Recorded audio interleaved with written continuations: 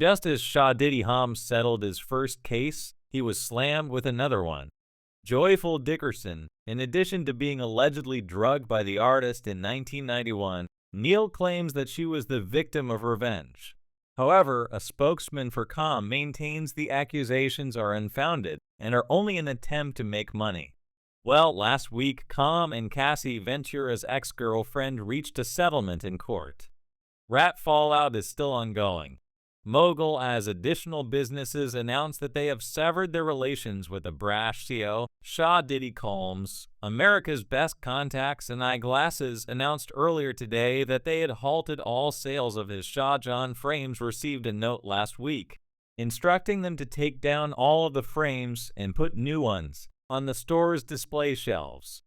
Following several accusations of trafficking, Diddy's music has already been taken down from all Peloton devices.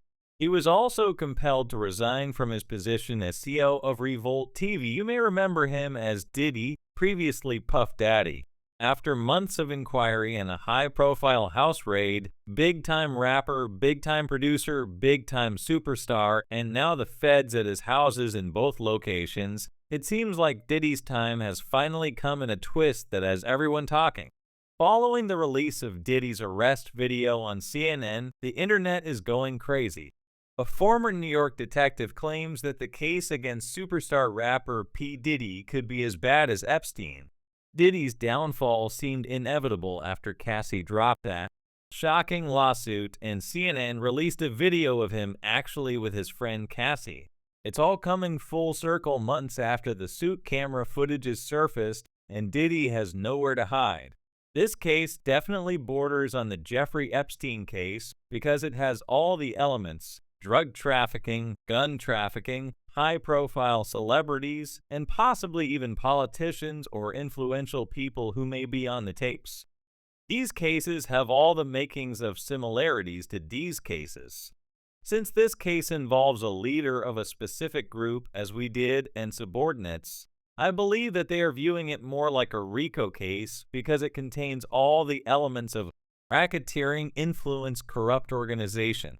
These elements also cross state lines and constitute the elements of a federal case. Derek Parker, sometimes known as the hip-hop detective, reveals the many accusations leveled against the multimillionaire rapper, producer, and actor. This comes as Diddy's music mogul empire begins to crumble around him after multiple women came forward to accuse him of serious. There's a lot of people that were at his parties and went to his parties, very big celebrities, and remember, he's in a music he was up there with mostly your famous people in this industry, artists that are prominent. So this is definitely, it could also unleash a number of names of people that probably didn't want or had no idea that these tapes or something would get out. And see, we don't really know yet because the government is still keeping things under wrap. I would think too that they're either going to secure an indictment or maybe an arrest sooner or later. So P. Diddy is a global megastar with a net worth of $800 million and a career spanning 3 decades. He started out as an intern, Uptown Records, and went on to develop artists such as Mary J. Blige and the Notorious B.I. But he's been absolutely no stranger to controversy, lawsuits, and charges with a history of violence dating back to the 90s. In November, his ex, Cassie Ventura, filed a legal case in U.S. court accusing P. Diddy and the many years, but Cassie settled the case one day after the allegations became public.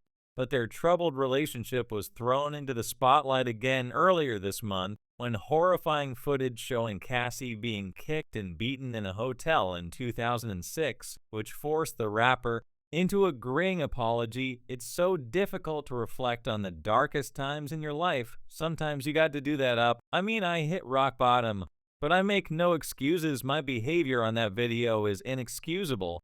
I take full responsibility for my actions in that video. Disgusted.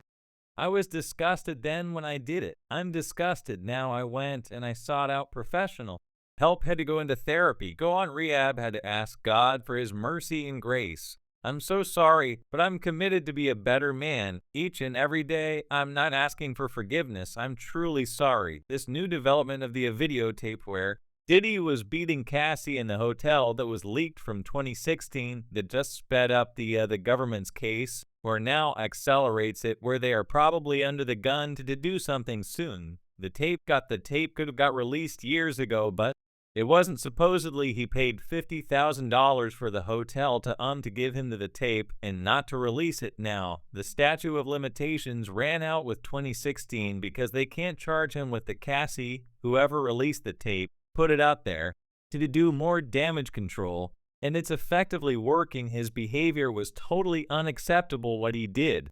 But like I said, I was telling someone before that money changes people, power changes people, and sometimes people think they're on top of the world and they lose. And I mean, everybody now is denouncing him, and they're going against him. He's losing a lot of sponsors, people in the industry.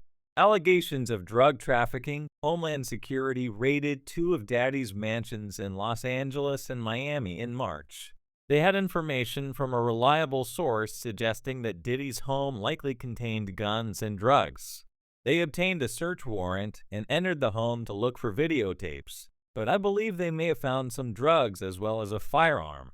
I'm not sure about the whole thing. They haven't released anything yet about what they discovered in the houses. They have to soon.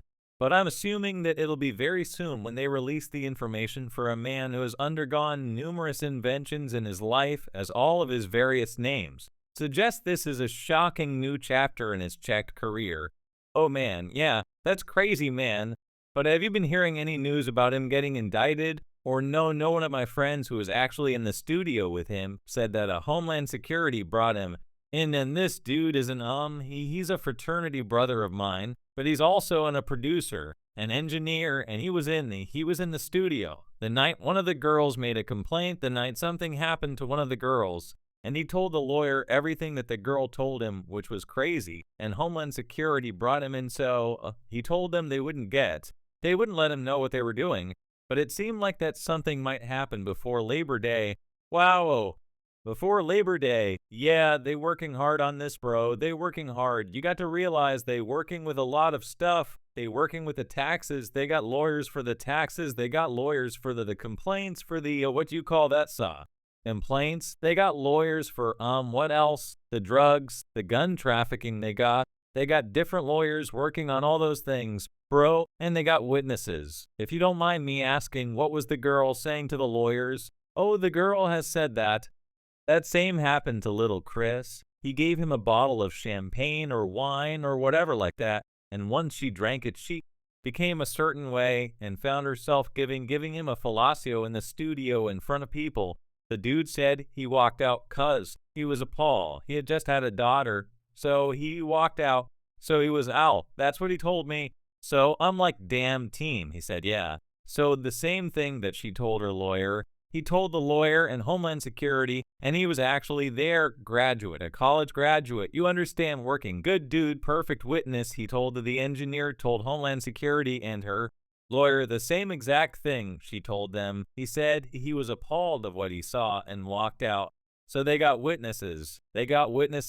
Bro, they have people want to make up stuff, but they got people who was there that was witness and speaking about it. See people get mad, 'cause I am saying it first, they hearing it from me, but I could care less how somebody else feel or think. I'm not here to praise Diddy. No, I'm not like Brutus told the Senates. I'm here to bury them. He did enough wrong for people around us, 2 people around us. He did enough wrong to their mother. He did enough wrong to them. He need to pay the piper. I don't give a damn about what people think. You can call it Gene Deal or whatever you want to call it, and you can say whatever you want to say. However, when I came here on November 18th, 2018, I told the Jump Street people that I didn't know I would get a platform like the Diog. Everyone wants to come here and think I just talk about Diddy, but when you come to the Gene Deal show, you see a different thing. I talk about everything.